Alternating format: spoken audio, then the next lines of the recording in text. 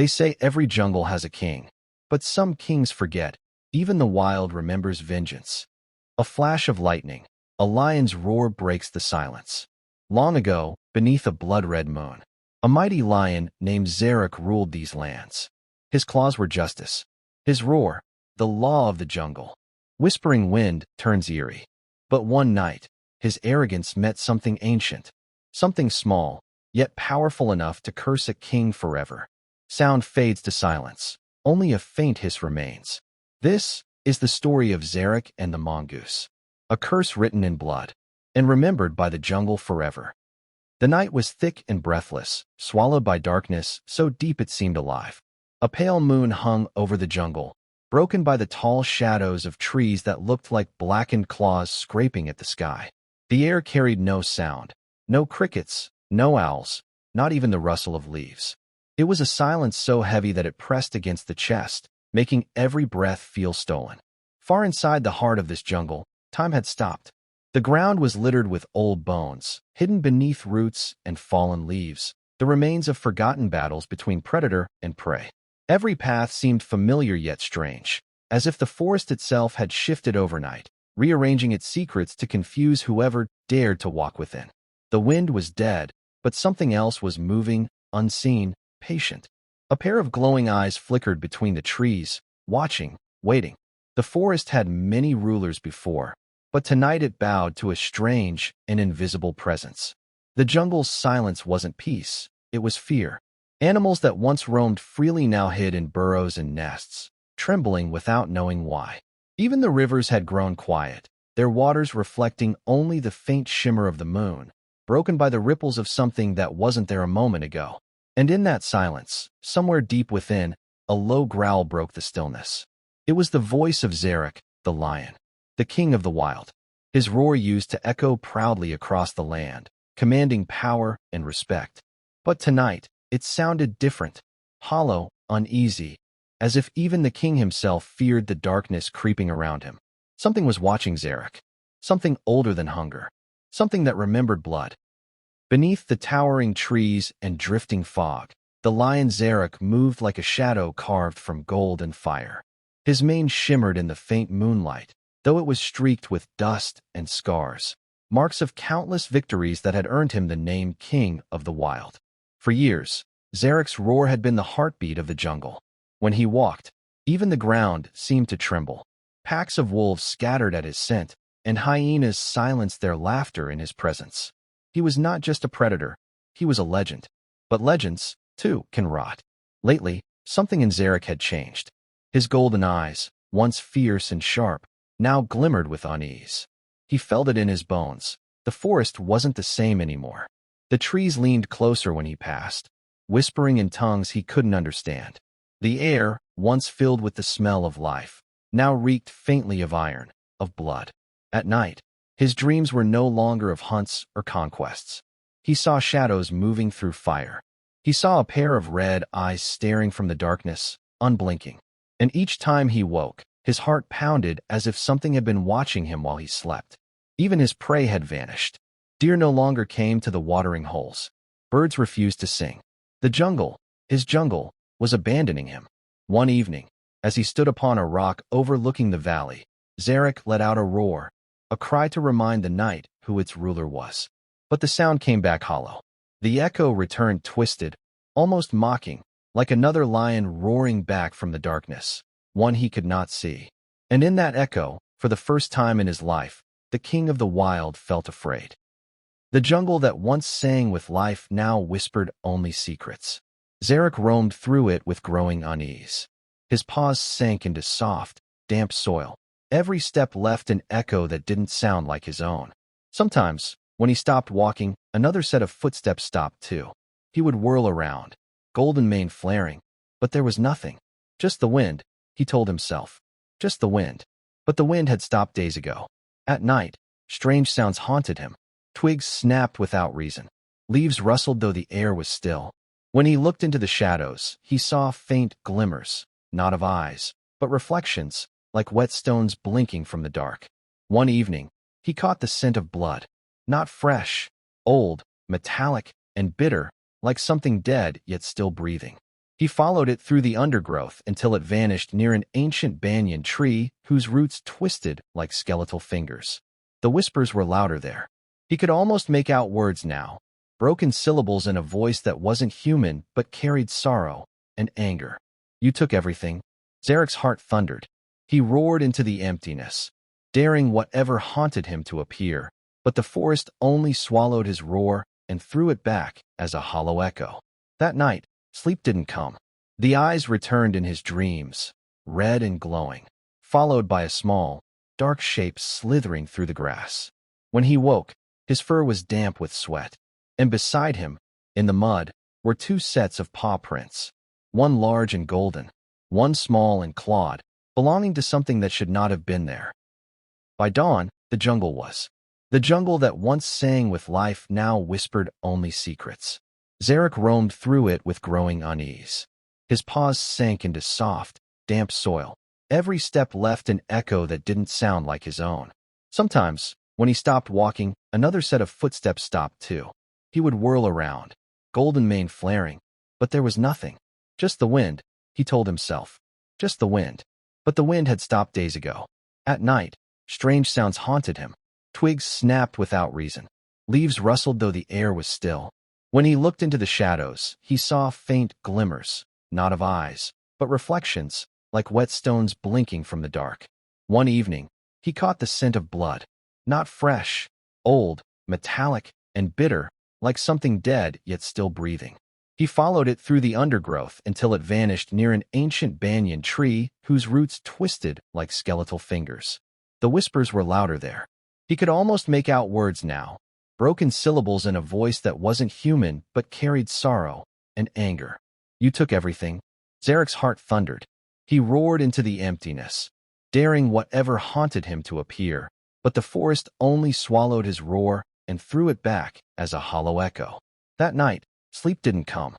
The eyes returned in his dreams, red and glowing, followed by a small, dark shape slithering through the grass.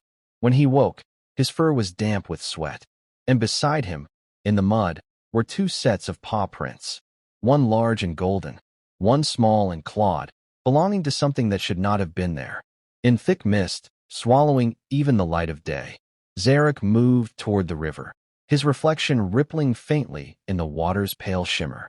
The air was cold, and the silence too perfect. He knelt to drink, but paused. His reflection blinked, even though he hadn't. Startled, he leaned closer. For a moment, the face in the water wasn't his. The eyes staring back. The fog seemed to close in around them, swallowing the jungle whole. Zarak stood still, muscles tense, claws half buried in the damp soil. The mongoose, small yet unflinching, stood just across the river, her crimson eyes glowing like drops of molten fire. Every instinct in Zarak screamed for him to attack, to end the strange creature's defiance with one strike of his paw. Yet something about her presence froze him. The air grew colder, heavier, as if time itself had stopped to witness what was about to unfold. "I said leave," Zarak growled, his voice deep and thunderous. "You do not belong here." The mongoose didn't move. Her tiny mouth curved into a faint, chilling smile. "Neither do you," she whispered. "Not anymore." Zarak blinked, confusion and anger flashing through his golden eyes. "You dare speak to your king this way?" The mongoose tilted her head slightly. "King," she murmured. "Kings rule over the living. But tell me, Zarak, when was the last time you saw something alive in your kingdom?" Zarak's roar ripped through the mist, shaking branches and scattering birds from the trees, but the mongoose didn't flinch. She simply stood there, eyes locked on his. Then, suddenly, the wind shifted. The jungle itself seemed to breathe, and with that breath came a sound, a faint hiss of laughter, echoing from all directions. Zarak's fur stood on end. The mongoose had disappeared, melted back into the fog, yet her voice lingered, carried by the wind. "The hunt isn't yours anymore." And as the echo faded, the river turned dark, the moonlight swallowed by something red swirling beneath the surface. When Zarak looked down again, his reflection was gone. That night, the jungle was restless. The mist thickened until it felt like breathing through smoke. Zarak prowled near the riverbank, muscles rippling with anger and fear he refused to admit.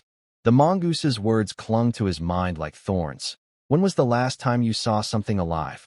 He tried to shake it off, tried to remind himself of who he was.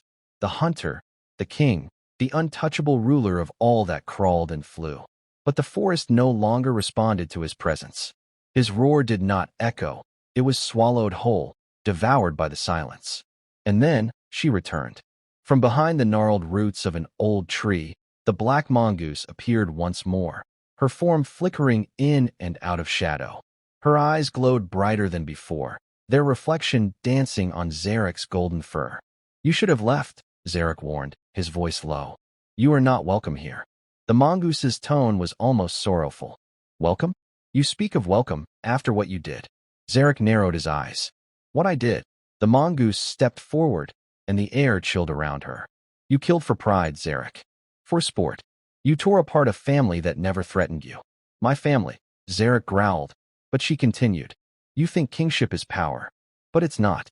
It's debt, and the jungle always collects." The lion's breath turned visible in the cold air. A faint red mist coiled around the ground, pulsing like a heartbeat. "Leave," Zarak demanded. "Or I'll." The mongoose interrupted, whispering words that sliced through his roar. "You'll do nothing. Because your time as king is over." Then she vanished once more, leaving behind a trail of blood-red footprints that shimmered briefly before sinking into the earth. The next night, the jungle was drenched in cold rain. Thunder rolled like distant growls, and the moon hid behind torn clouds. Zarak wandered restlessly, his fur heavy with water and fear. He thought he was alone, until he heard the whisper again. A voice. Soft. Close. "Do you remember me, Zarak?" He turned sharply, eyes flashing gold. The black mongoose stood under a twisted tree, her fur glistening wet, eyes glowing brighter than lightning. "You haunt me with riddles," Zarak growled. "Speak plainly." The mongoose stepped forward, the mud beneath her paws sizzling as if scorched by fire. "You once hunted for sport," she said, her tone calm but venomous. "You didn't need food. You didn't need power. You killed for pleasure." Zarak roared, shaking the branches above. "I am the king. All creatures bow to me." She smiled faintly. "Even kings bleed." Her eyes turned deep crimson. Behind her, the shadows rippled. Faint outlines of animals appeared. Deer, foxes, even cubs, all with hollow eyes, all made of darkness. "You killed them, Zarak. You slaughtered their families. And mine." The lion's breath caught. A flicker of memory, a small den, frightened eyes, and his own claws stained with blood. Zarak stepped back, growling low. "I don't answer to ghosts." But the mongoose's form began to shimmer, her voice now echoing from everywhere. "You will. Because every drop of blood calls for a price." Lightning struck. The sky split open, and for a heartbeat, the jungle glowed red. When the flash faded, the mongoose was gone. Only her voice lingered. "The jungle remembers, Zarak, even if you don't." Sleep refused to come. Zarak lay beneath a tree, his heartbeat echoing like drums in his skull. The mongoose's words circled his mind, sharp, burning, alive. Then came the dreams. He saw himself years ago, younger, stronger, arrogant. The forest was lush then. A small mongoose family lived near his watering hole. He had killed them not out of hunger, but amusement. He remembered the chase, the laughter in his growl. And then, her face. A black mongoose with crimson eyes, protecting her young until her last breath. Her dying voice whispered a curse that burned even the air. "For every drop of my family's blood, yours will turn to ash. For every scream I gave, your roar will be hollow. May you live as king, alone, forgotten, haunted by your hunger." Zarak jerked awake, panting. The same words echoed faintly in the wind, as if the forest itself was reciting them back. The ground beneath him quivered. The trees bent slightly, their bark twisting into faces, snarling, weeping, bleeding sap like red tears. He roared in denial, but his voice cracked. It didn't sound like power anymore. It sounded broken. From the darkness, the mongoose's shape flickered again, half transparent, half real. "Now you remember," she hissed. "And soon you'll pay." The earth opened slightly beneath Zarak's paws. His reflection in the puddles no longer showed a lion, but something darker, a shadow with red eyes. He stepped back, trembling. For the first time in his life, the jungle no longer belonged to him. He belonged to it. The forest trembled that night.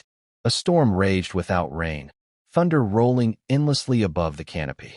Zarak ran, through mud, through roots, through fog, trying to escape what followed him. But no matter where he went, the Mongoose's voice chased him, whispering from the shadows. You took life for pride, now life will take you. He stumbled into a clearing, gasping. The air shimmered, thick with an energy that felt alive, watching. His reflection in a puddle rippled violently, twisting. His golden mane darkened, threads of black crawling through it like smoke.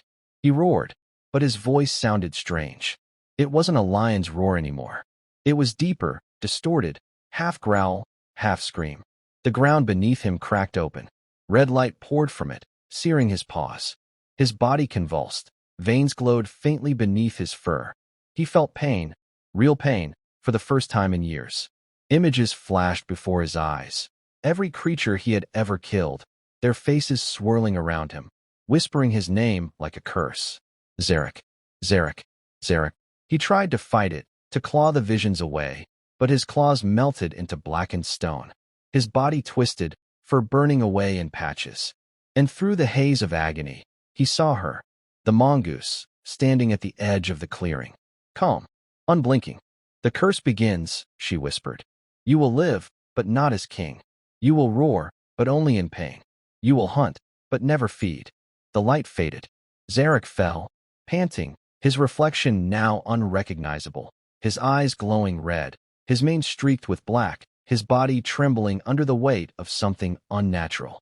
The curse had begun, and the king of the wild was no longer alive, nor truly dead. Lightning slashed across the sky, lighting up the forest in flashes of silver and red. Zarak stood trembling, his reflection flickering between lion and monster. The mongoose woman circled him slowly, her voice calm, too calm for the storm raging above. You hunted for pleasure. You killed for pride. You ruled without mercy. Now, the jungle gives you what you gave it. The ground began to pulse like a living heart. Shadows rose around them, taking form, the spirits of animals he had slain.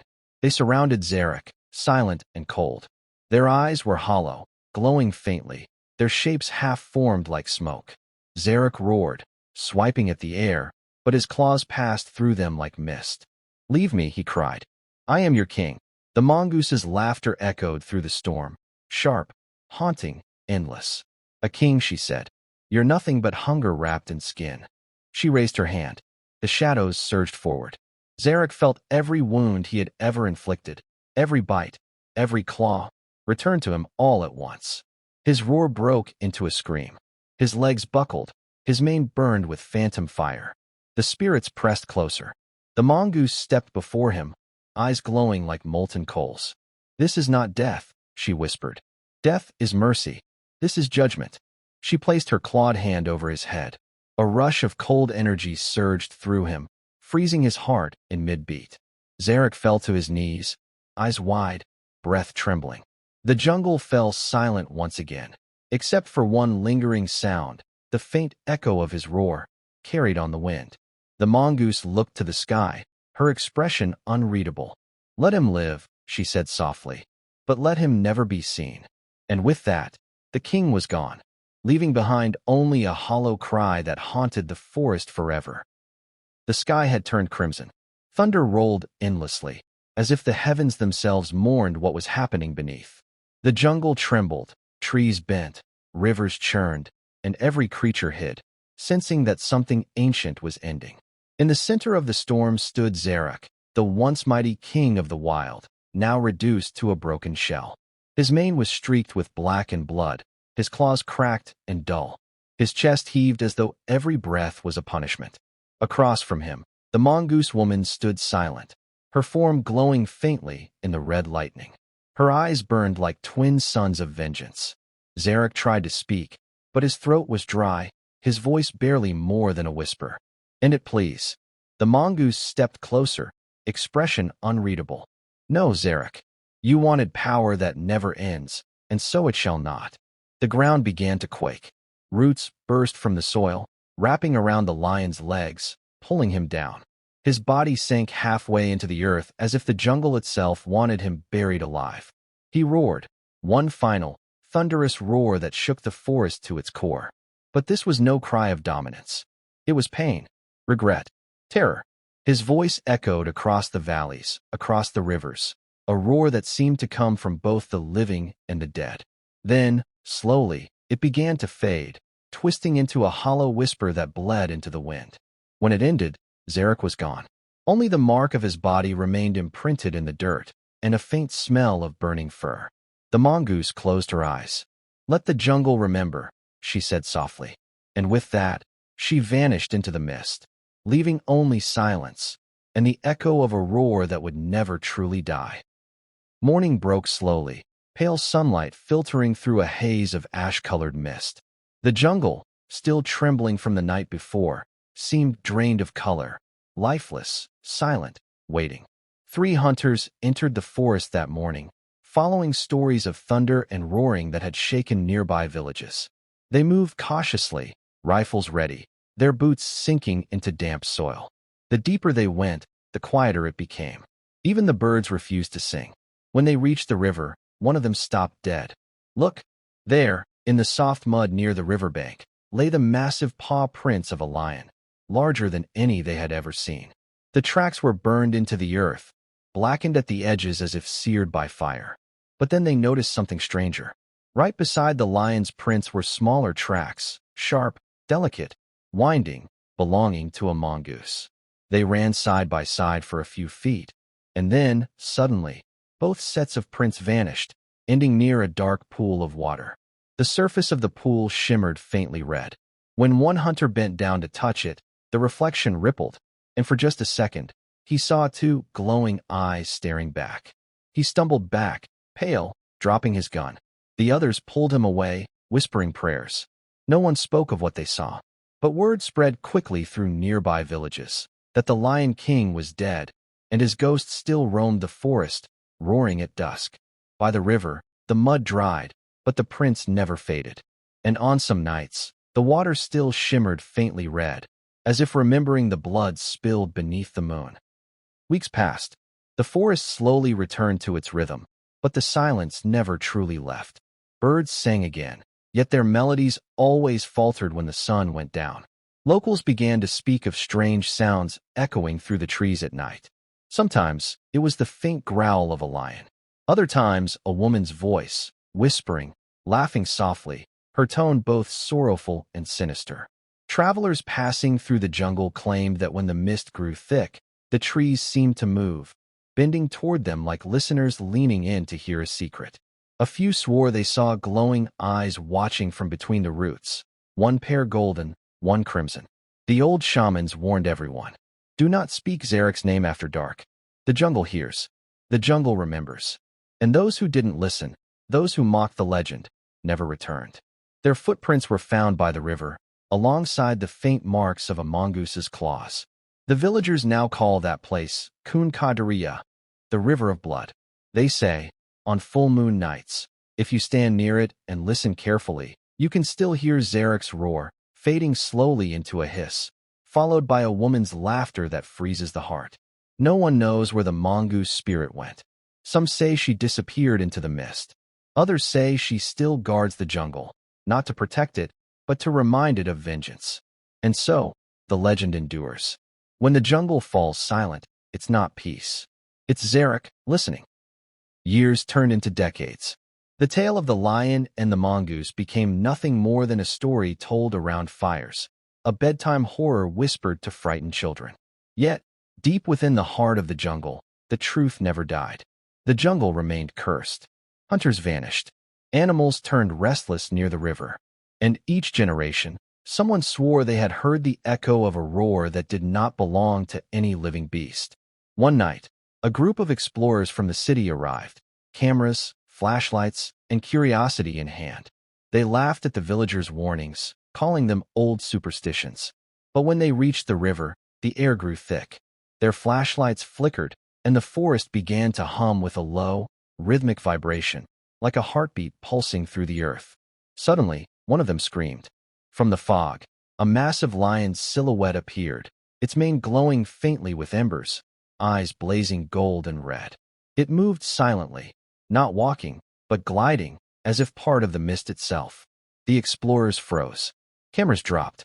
A whisper echoed through the air, a woman's voice, soft and venomous. He still remembers. The jungle erupted in sound, trees shaking, the ground splitting, the roar of Zarak thundering through every shadow. When silence returned, only the explorers' broken equipment remained. The next morning, the villagers found the forest calm again. The river shimmered silver in the sunlight. But on the water's surface, the reflection of two glowing eyes lingered, watching, waiting. And so, they say, when the wind howls through the jungle, don't mistake it for a storm. It might just be Zarak, still searching for peace. The curse never lifted. It simply learned how to breathe. Subscribe before Zarak finds you first.